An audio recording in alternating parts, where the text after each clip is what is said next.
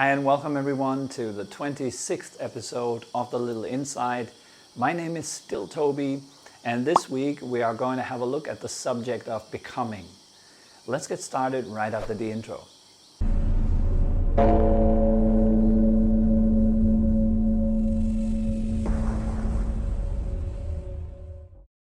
If you're looking at this planet from far, far above, then you will see that it is filled with a lot of living beings, not only humans of course, but also animals and insects.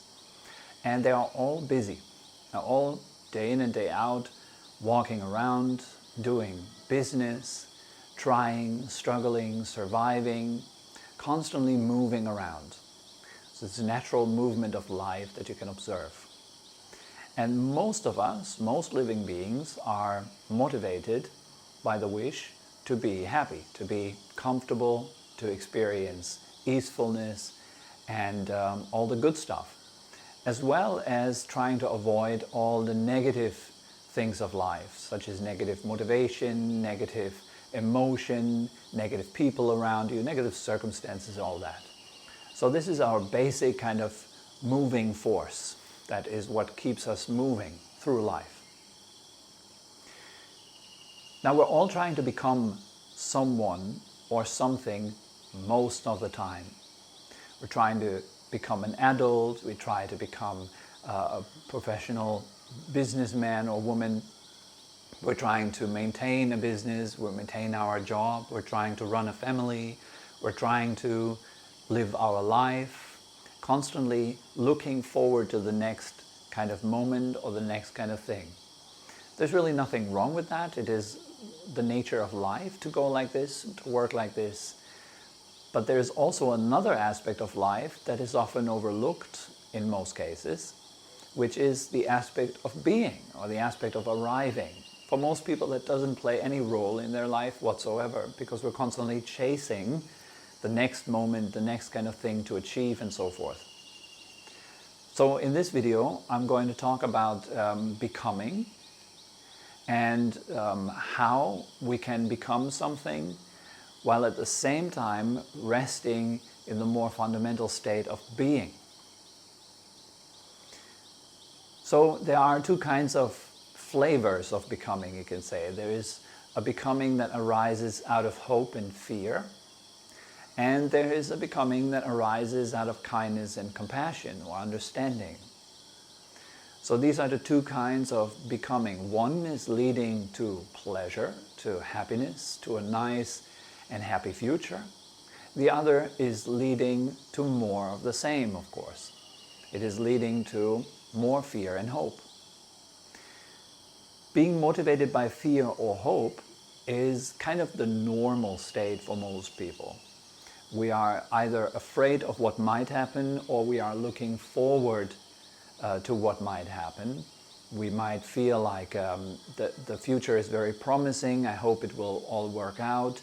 And looking forward also can be kind of an aspect of hope that kind of sees like the future as a better place. That's why we are looking forward to it. We're not entirely comfortable with this moment just yet, but we have something to look forward to. So it gives us happiness right now because the future is very promising. So it's an aspect of hope as well. So these two motivations, fear and hope, they lead to more of the same. Like for example, a certain phone that comes out this year, and it will come out the next year as well, and the year after that, and is continuously, seemingly, getting better and better and better, and it improves and it improves. But really it doesn't improve for very long, because the next year the next improvement comes out and the other phone that we've all been looking forward to turns into something that we try to get rid of for the sake of attaining the next kind of thing.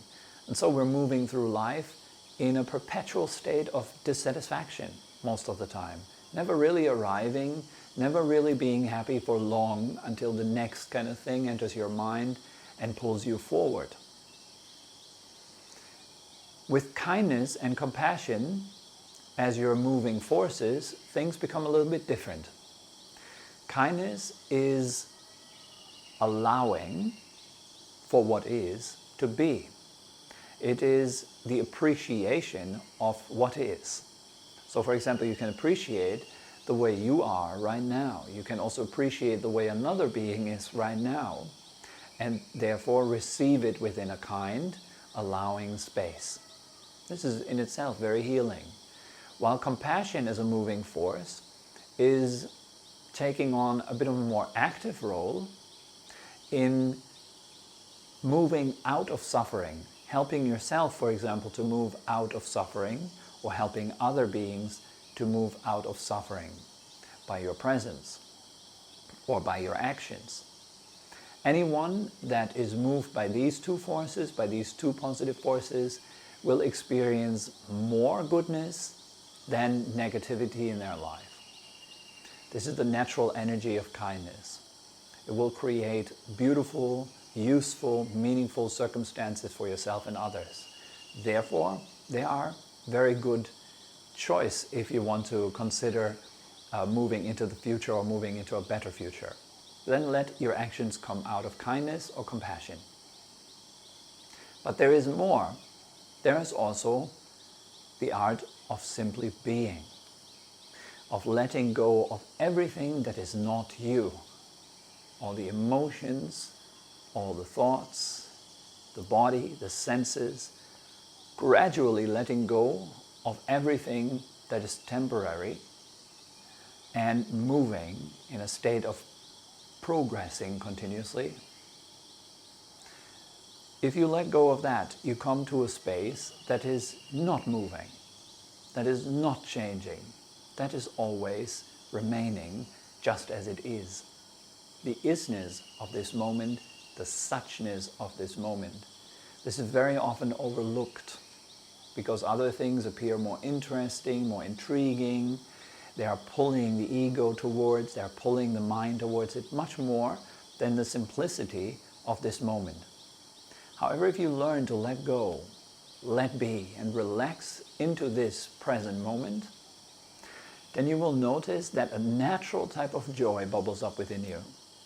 Naturally. And a natural sense of compassion or kindness bubbles up within you. And it's this energy that will then flow into action and manifest as creation or doing your life. So it's a very different way of approaching this life. It comes from how you do this moment, with what kind of quality are you here. If it is your full attention, your full beingness, then the action that comes out of it has very high quality.